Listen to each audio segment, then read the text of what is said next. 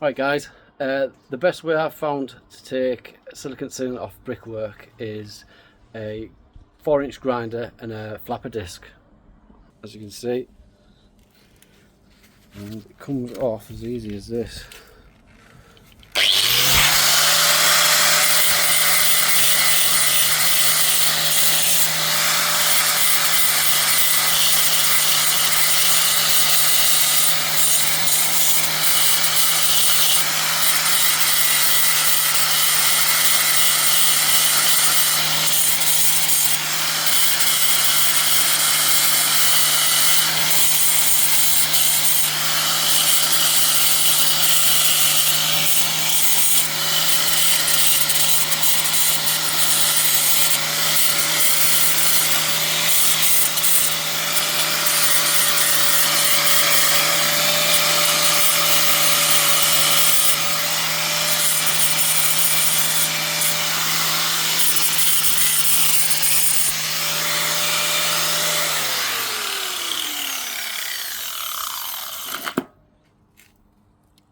As you can see,